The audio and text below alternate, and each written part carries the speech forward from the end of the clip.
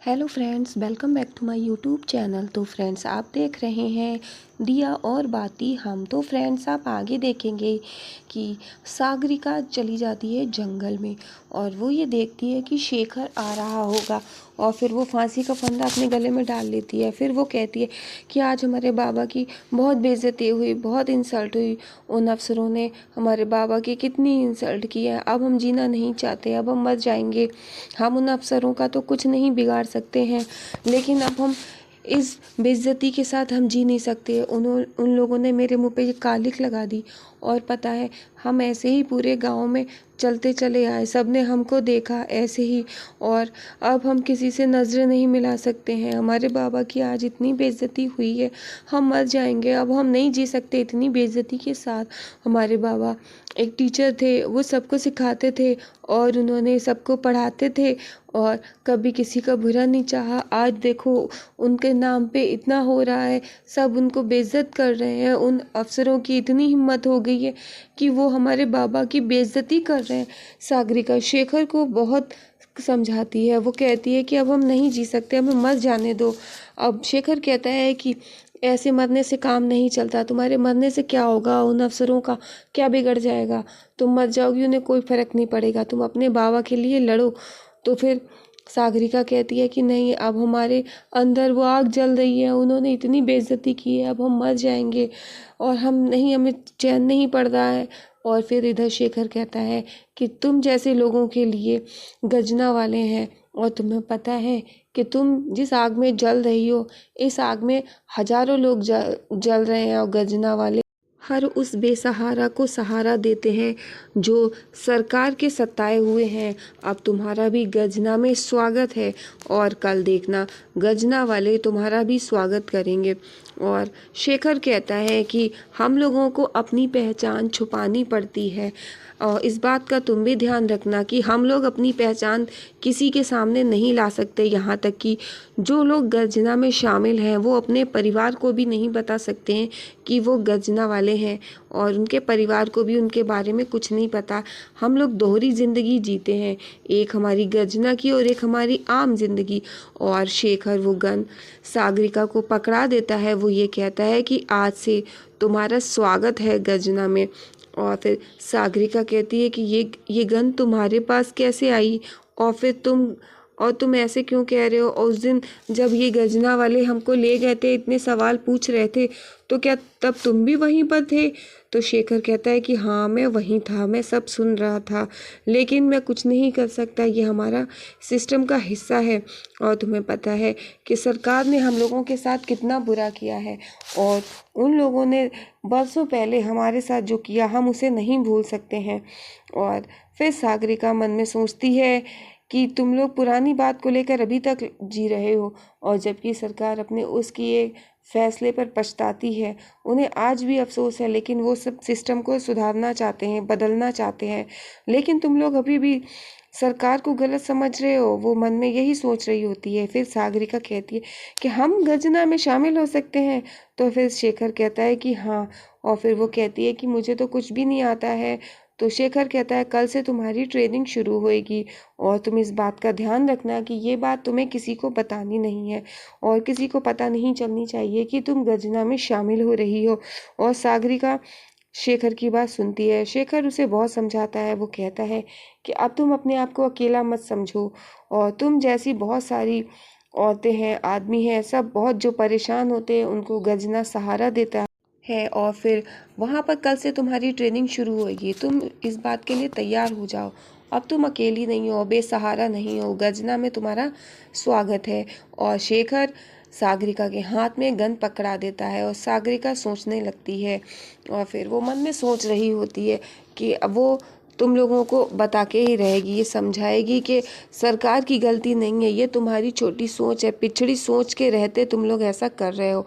इधर रात को एमली आती है लालिमा के पास। लालिमा आंगन में सो रही होती है, वो ठंड में ठिठुर रही होती है। वो देखती है कि, तो फिर वो लालिमा पे चादर उड़ाती है। आकर लालिमा उठ जाती है। लालिमा कहती है कि आपने मुझे चादर उड़ाई। तो वो कहती है कि आज ठंड बहुत है और तुम्हें बहुत ठंड लग रही है, इसीलिए ओढ़ लो इसको, वरना सर्दी में लग जाएगी तुमको। और फिर वो इतना कहती है। तो लालिमा कहती है कि आप परेशान मत होइए, आपके अंदर जो सवाल चल रहे हैं वो आप प्लीज़ पूछ लीजिए, मैं जानती हूँ कि आप कुछ पूछना चाहती हैं। तो एमली कहती है कि लालिमा, तुमने जो बड़े जेठ जी से ये वादा किया है कि तुम बड़ी जेठानी जी को ढूंढ कर ले आओगी, ये गलत है। और वो तुम पर भरोसा करने लगे हैं और वो सिर्फ तुम्हारी ही बात सुनते हैं और किसी की नहीं सुनते हैं। इससे तो तुम सबको ये जता रही हो कि तुम उनकी परवाह करती हो, तुम्हें उनकी फ़िक्र है, बाकी घर वालों को नहीं। जबकि तुम जानती हो कि बाबा सा और भाभो सा सबको उनकी बहुत फ़िक्र है, वो तो उनकी जान है। लेकिन तुमने ऐसी बात कह के एक क्वेश्चन खड़ा कर दिया है कि अब बड़े जेठ जी सिर्फ तुम्हारी बात सुनते हैं। तो लालिमा कहती है कि आप एक बात का ध्यान रखिए, मैं सूरज जी का कभी नुकसान पहुंचा नहीं सकती, मैं इस घर में उन्हें नुकसान पहुंचाने नहीं आई हूं। और इमली लालिमा की बात सुन लेती है। लालिमा इमली को समझाती है, लेकिन लालिमा की बात सुनकर इमली वहाँ से चली जाती है। इधर आप देखेंगे कि गर्जना वाले वहाँ पर, जहाँ पर सागरिका रहती है, वहाँ पर जो शेखर की माँ रात को देखती है कि सागरिका अपने बिस्तर पे नहीं है और एकदम से उठती है। सागरिका इधर अपनी सरजी की अस्थियां दफनाने के लिए वो अलग कर देती है, वो कहीं पे गड़ा देती है कि बाद में वो बाइज्जत इन अस्थियों को प्रवाहित कर देगी। और जब वो मिट्टी में छुपा रही होती है तो शेखर की माँ देख लेती है और वो शेखर की माँ सोचती है कि मैं जाकर देखूं, फिर सोचती है कि नहीं, मैं जाकर पहले शेखर को जगाती हूँ, शेखर को दिखाऊंगी, तभी उसको विश्वास होगा। फिर शेखर की माँ वहाँ से जाती है शेखर को जगाने के लिए, शेखर का दरवाज़ा खटखटाती है और शेखर को जब बाहर निकल के आता है वो बताती है, देखो वो पता नहीं सागरिका क्या कर रही है आधी रात को बाहर। और शेखर को ज़बरदस्ती लेके जाती है। वो पहुंच जाती है, सागरिका वहीं बैठी होती है। तो वो कहती, देखो देखो इसने क्या छुपाया है, यहाँ पे कोई एक मटकी छुपाई है। तो सागरिका कहती, नहीं कुछ भी नहीं है ना। और वो मटकी खोद के निकाल देती है और वो मटकी खोद के निकाल कर शेखर को दिखाती है और शेखर से कहती, देखा मैं सच कह रही थी। अब सागरिका ये सोचकर परेशान है, कहीं सर जी की अस्थियाँ इन लोगों ने देख ली तो फिर बहुत मुश्किल पड़ जाएगी। और फिर शेखर की माँ उस मटकी में से एक साड़ी निकालती है। शेखर कहता है, ये क्या? तो सागरिका कहती है, ये वही साड़ी है जिसमें उन अफसरों ने मेरी बेइज्जती की थी, मेरे बाबा की बेइज्जती की थी। ये साड़ी देखते ही मुझे वो अपनी इंसल्ट याद आती है, इसीलिए मैंने ये यहाँ पर रखी है संभाल कर, ताकि कभी मैं अपने मकसद से भटकूं तो मैं ये साड़ी देखकर मुझे याद आ जाए सब। और फिर शेखर कहता है कि माँ तुम भी ये क्या करती हो? और फिर सागरिका सोचती है कि कैसे जब वो ये मटकी छुपा रही थी तो शेखर की माँ ने देख लिया और उनकी छवि उसने देख ली थी, तभी वो उसने बदल दी। और फिर उसके बाद सागरिका वो मटकी अपनी उस साड़ी में छुपा करके दूसरी जगह दफनाने पहुंच जाती है।